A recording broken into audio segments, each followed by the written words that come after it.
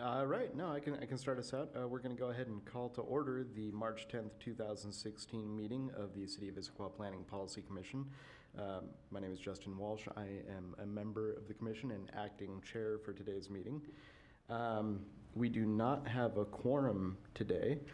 For those people that are watching us on television, we are always looking for new members, and you are encouraged to check out the Planning Policy Commission website for information on that. We'll just move right into our main agenda item. This is on proposed Issaquah Land Use Code amendments for National Pollutant Discharge Elimination Systems, commonly known as the NPDES, Phase 2 Municipal Stormwater Permit. Presentation by Dana Zlatev, Environmental Science Associate, and Carrie Ritland, our Surface Water Manager.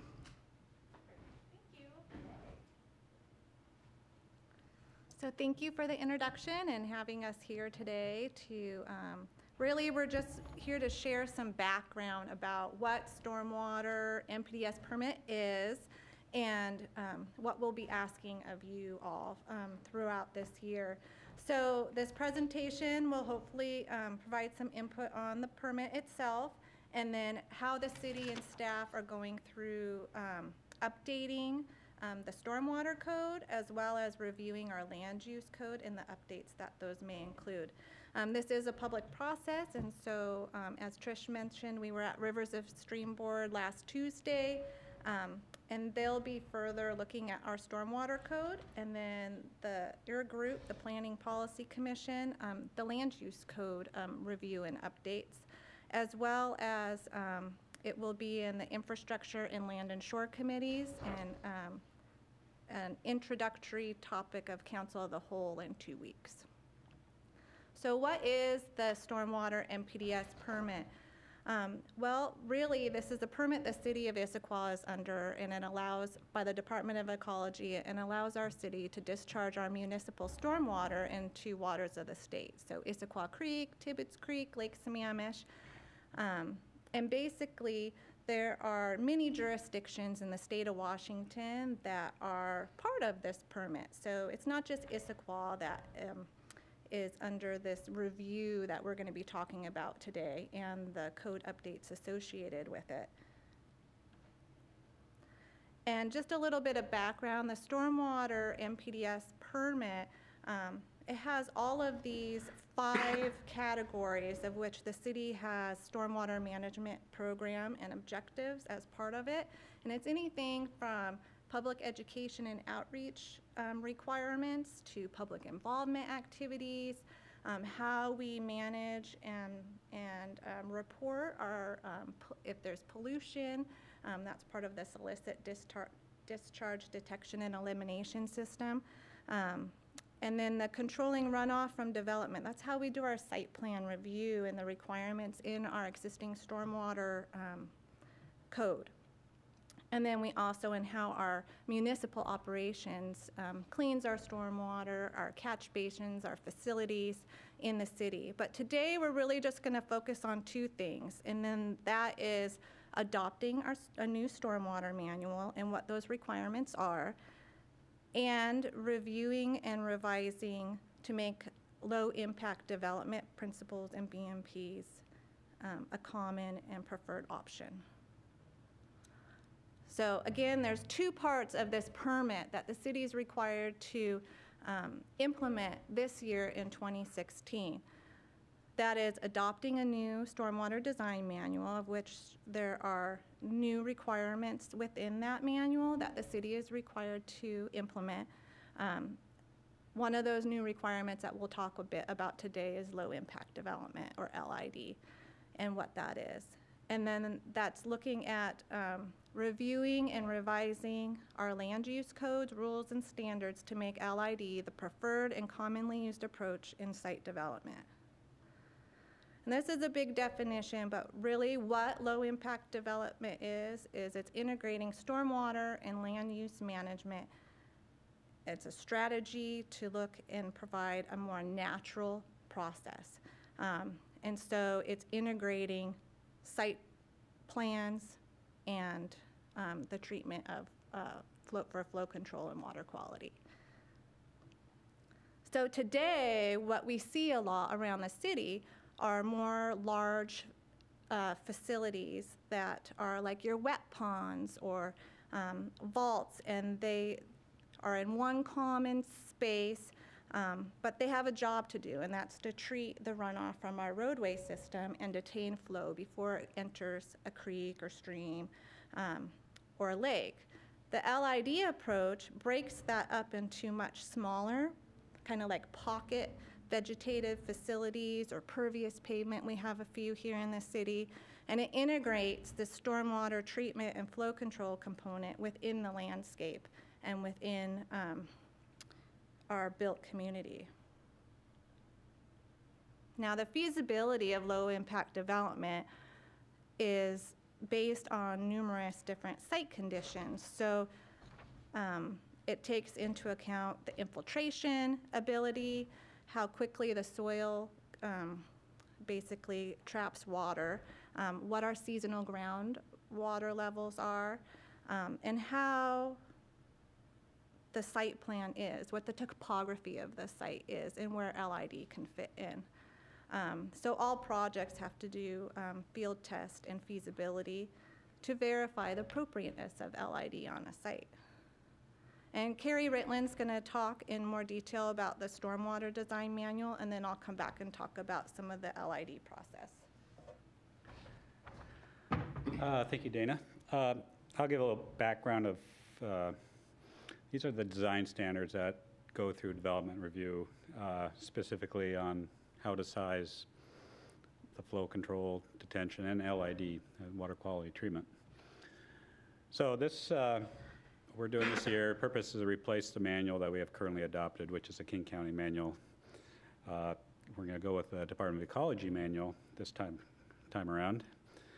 And what it does is covers the three elements of stormwater mitigation. That's LID, low impact development, which is a new element that we're mostly talking about today, and also flow control and water quality treatment. And the reason I'm talking about all three tonight, because they all work together, just so that you see how currently there's already quite a few standards for stormwater mitigation, and LID is a third component. So the most significant changes coming up in 2016 at the end of this year is in past years we had this 1 acre threshold exemption that allowed smaller sites to follow previous standards. Older standards, that's going away, and also the LID requirement is basically new. So again, on the LID requirements, it's a feasibility assessment. It's not a kind of a blanket requirement. You got it, you shall do it. You have to look at your site as far as the ability of soils and groundwater to accept infiltration for the most part. And three areas of the site, three elements of the site design are evaluated. One's the landscaped areas, roof runoff, and the parking lot, sidewalks, and roads. And that's the way the standard, the new manual is set up to evaluate each one independently. And one important consideration is that the way that legally, the way the stormwater regulations are set up as far as LID goes, that a Phase 2 permit allows zoning codes to supersede or reduce a LID requirement. And what that means that, let's say you have a zoning density impervious surface limit, LID can't force you to reduce that to make LID fit on your site. But that's not there's plenty of other elements to LID that comes into play, so that's maybe a factor in certain developments. So again, quickly, for landscape, it's all pretty much about protecting soils from compaction and soil amending. So any soil landscaping you do have has full ability to infiltrate stormwater that falls upon it, or stormwater that runs onto it from roadways or from parking lots. For roof runoff, these are the four things you look at in sequence. Ideally, disperse runoff into your vegetated areas on your site, but you need quite a bit of vegetated area to make that work. Bioretention rain gardens, you've probably seen those. The city has built several of those on city streets in previous years. Downspout dispersion and perforated stub out, which is another way of infiltrating your downspouts.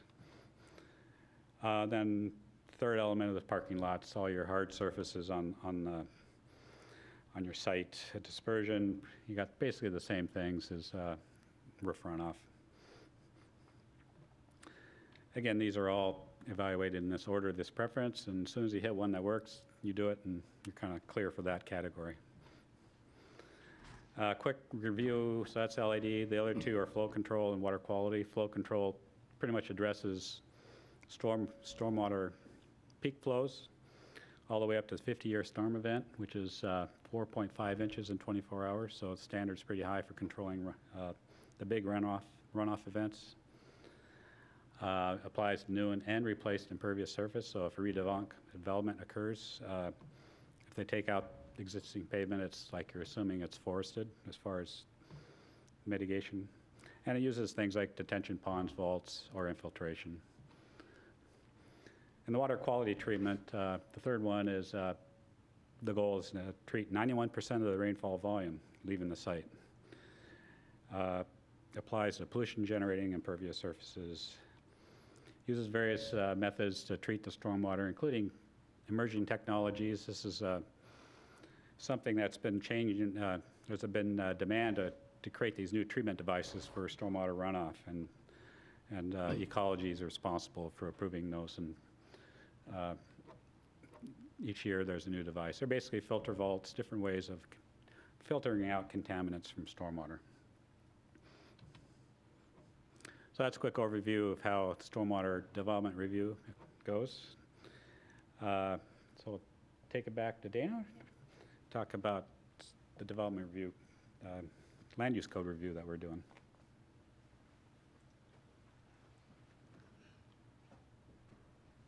So as Carrie said, it's kind of important to give a background of what the permit's requiring for the stormwater code update, because it relates so much to what we're looking at and as a background for the land use code revisions that we're looking at.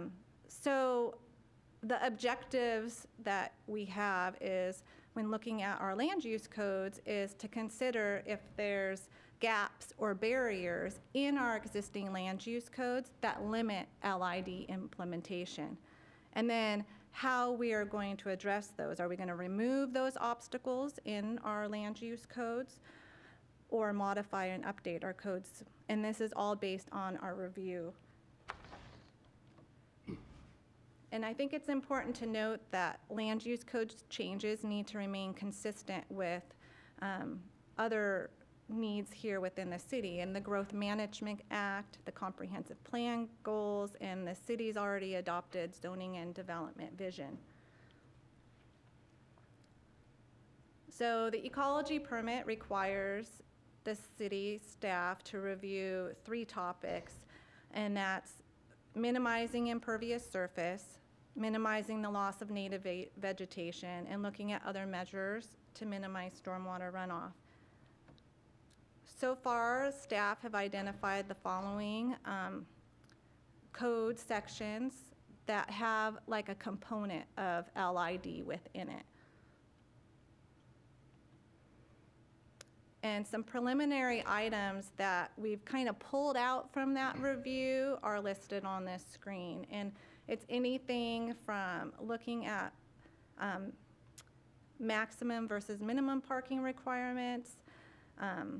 Can stormwater LID be in critical areas in the buffer? Are there ways to, are there obstacles already in these land use codes that we need to look at and eliminate? So we have some clearing and grading. We're looking at our clearing and grading code and seasonal restrictions. So where we are now is kind of where that screen was, is are there barriers and are there gaps to stormwater LID in existing codes?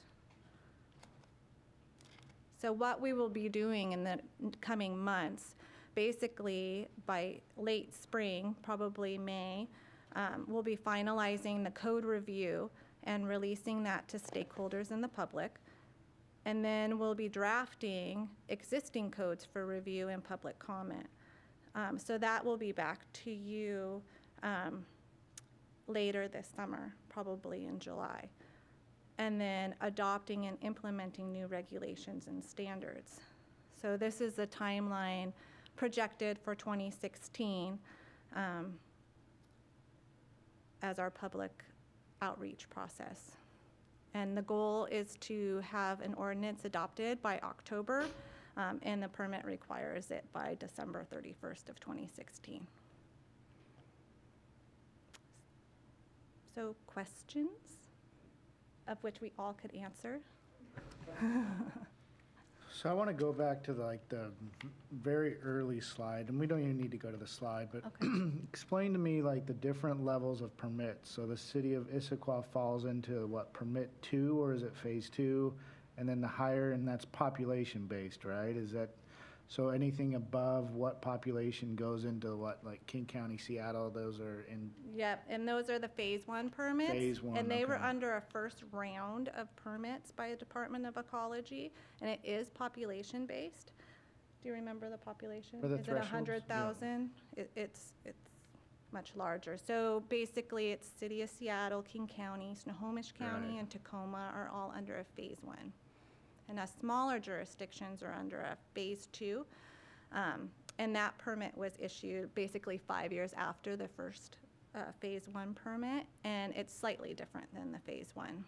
And so is there a time frame to compliance, or to, what is that again? I can't. So the phase 2 compliance with this land use, both the stormwater code update process and the land use revision and revising our codes is by December 31st of 2016. Okay. Yep.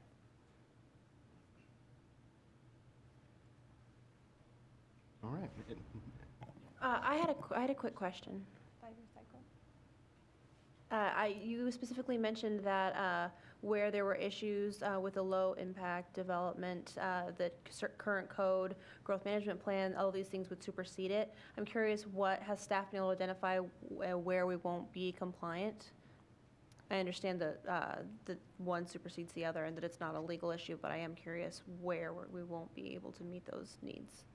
At this point, at this point in our review process, we've kind of focused on areas that we need to look further into and kind of highlighted those areas. And we kind of separated out into options and recommendations to address going forward. So it's too early yet in this review process to say where we would be going. We wouldn't be adopting Yeah, it? and Okay. it's really a review process. There's not a right or wrong. It's how we're going to look at our codes and try to alleviate and remove some of those barriers that exist. Do you want to give an example of kind of a Well- barrier that we would? Well, I just want to clarify that really the only real requirement in all this is adopting the new manual. The process that Ecology requires us to do is go through the land use code review to help implementation of what's in the manual. So city's in full compliance with the permit. We have been since day one. This is process of evolution of the permit, in that it's basically reissued every 5 years as phase 2 permit. So every 5 years, there's potential for new codes to be adopted because of changes in the manual. Because it's always, it's like most regulations, the job's never done, so there's always new information that comes up, and they kind of trickle down to requirements into this permit. As we adapt and make these changes, is the city addressing areas for current development that's already existing for citizens to be able to kind of make those changes in their neighborhood? Are there any kind of recommendations from the city on how to change to be more compliant with low impact development? Or already existing development? Is there? Well, there's an education component that mainly addresses that. As far as development goes, the permit only requires you to go through if there's redevelopment.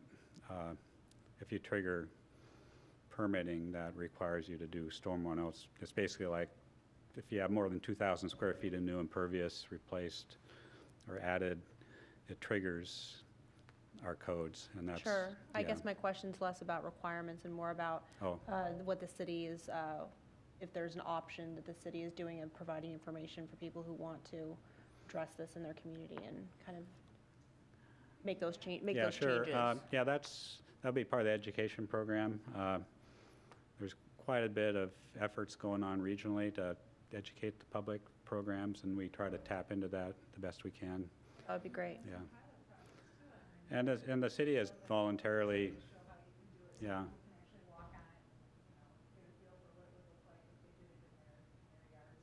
Excellent. Right, yeah, we've done several projects on our own to demonstrate that, and, you know, it's a big job. You know, this city's been around for 100 years, so we're trying to undo a lot of the development impacts that go way back, and so it'll probably take 100 years to unwind it and get back to kind of the point where ecology thinks that, you know, everybody's managing stormwater the way it should, and the impacts to Puget Sound are alleviated and things like that. All the major water environmental goals kind of fall down in here, are quite a few of those fall upon the permit. Does our soil infiltrate? In certain areas, it's a pretty complex geology in the Issaquah Valley and the hills. So I would assume like in Old Yeah. Town, it would be fairly consistent, or is there pockets of difference that they still Yeah, have to go it's through? really variable. It's if you imagine the Lake Sammamish Basin and how in geologic times we're under a lot of ice and water, so there's a lot of really poor peat and muck soils. Seattle muck, it's actually a term. In the lower valley, as you get up towards East Fork Issaquah Creek, it's actually really good gravelly soil. It's outwash. So it's really variable because of the geologic environment that this whole area went through. So it's really site specific. Excuse me. So is there, I mean, basically, if an applicant came in and wanted to do something, so he has to go through the LID process and he has steps and the feasibility study, you kind of have a good idea if they can infiltrate or not. I mean, just based on location, right? Right, yeah, we have just Map, from good general mapping, we have a pretty good idea where to steer them, but it's still, even though our large-scale maps may say one thing, they still have to look at their site. Right, they still have independently. to do a geotech report or some Yeah. sort to figure out if it really will. Yeah, Still, those maps would be useful in something like what, you know, you're talking about for a community base. Well, most likely you're gonna infiltrate over here, so, you know, yeah. let's think of ways, LID, things that we can do over in this area that will allow for infiltration. I don't know, I'm just thinking here.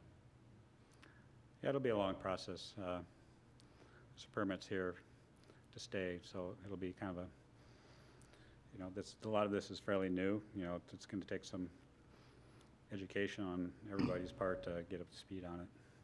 'Cause it is quite a paradigm change for a development review to look at it this way.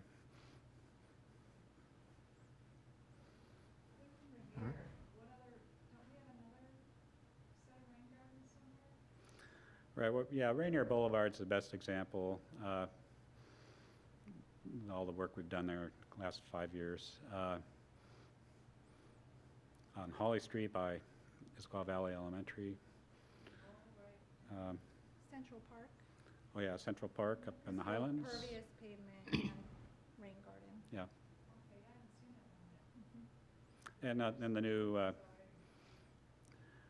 Parks Maintenance Facility. So, yeah, we've quite a few projects.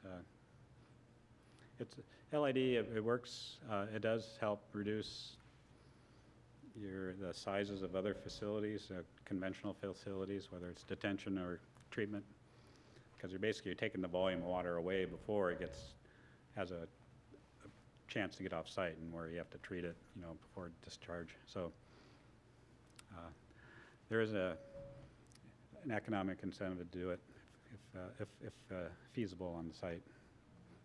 Have you heard of Salmon Safe, or I think it's called Salmon Safe, or, you know what I'm talking about? Yes, So I went to a meeting about 2 months ago, and this presenter, I mean, the basically said stormwater that goes directly into and affects the fish, or the stormwater that goes through the amended soils and LID, and how it affects the fish. It was really, really eye-opening. So it made me really a big proponent of LID facilities. Yeah, it is.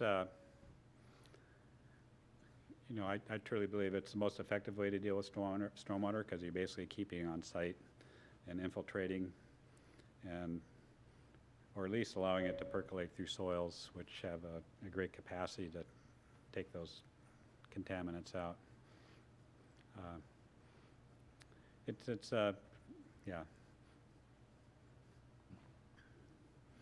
All right. Want to add anything else, Dina? Anything that, especially you two, that we'd like to see in the fall when it comes back? Any burning questions that you would hope we would answer? No, I appreciate the initial look at it, but I think we're going to need a little finer detail before I can tell you what kind of questions I have. Well, one of the things that I would stress that I would really love to see is the incentivization be very strong for the developers to take it, not just to the minimum lid requirements, but to the next level as they're going through and doing this, so we can stay a little bit ahead of the curve as we develop.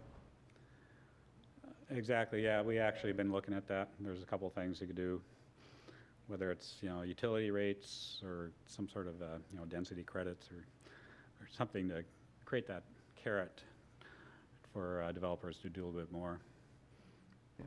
Carrot definitely works better than a stick. Yeah. Well, thank you so much for the presentation. Very informative, especially for someone like me who has never been through this revision process before. So, Yeah. Thank you. Anything else you guys need? Just send us till the next time. We're good? Thank you. Yeah, we look forward to seeing those changes. Thank you for your time tonight.